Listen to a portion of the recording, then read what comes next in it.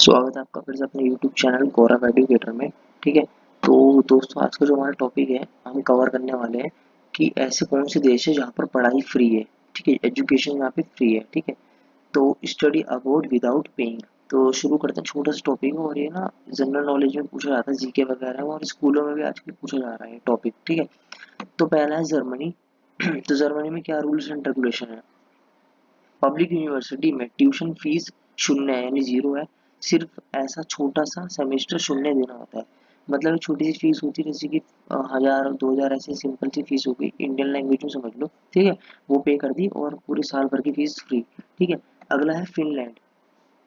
ठीक है, सॉरी, इसका दूसरा पॉइंट है, इंटरनेशनल स्टूडेंट के लिए भी ये लाभ उपलब्ध है।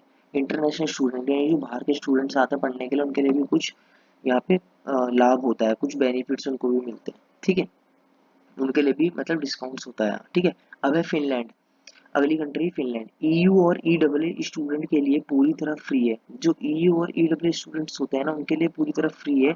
और गैर ईयू, जो कि ईयू स्टूडेंट्स नहीं है, गैर ईयू छात्रों के लिए भी कई स्कॉलरशिप उपलब्ध हैं।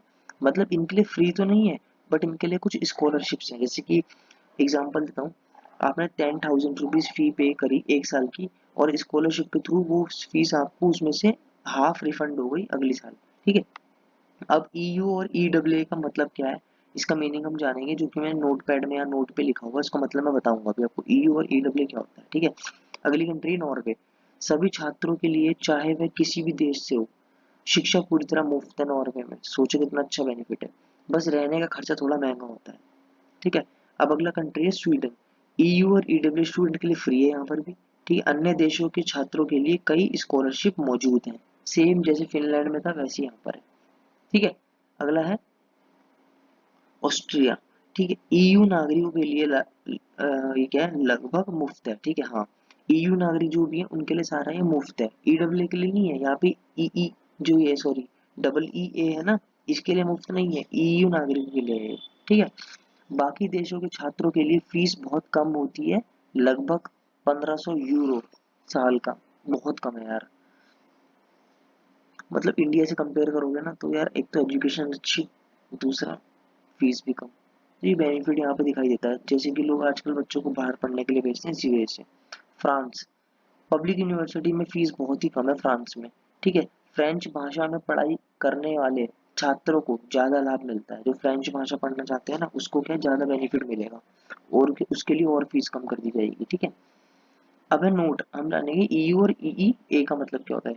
यूरोपीय संघ को बोलते हैं ईयू। ठीक है, और यूरोपीय आर्थिक क्षेत्र को बोलते हैं ईईए के छात्र वे हैं। क्या यानी ईयू और ईईए के छात्र वे हैं जो क्रमश यूरोपीय संघ के सदस्य देश, यानी जो यूरोप के सदस्य देश है ना, वो हैं ये। ठीक है, और ईईए के सदस्य देशों के नागरिक हैं।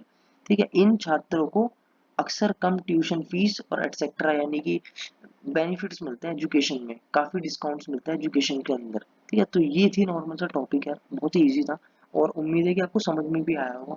ठीक है, तो अगर आपको इसमें कोई डाउट हो, कुछ पूछना हो, तो आप मेरे से कमेंट में पूछ सकते हैं। ठीक है, तो ये था हमारा एजुकेशन जहाँ फ्री है।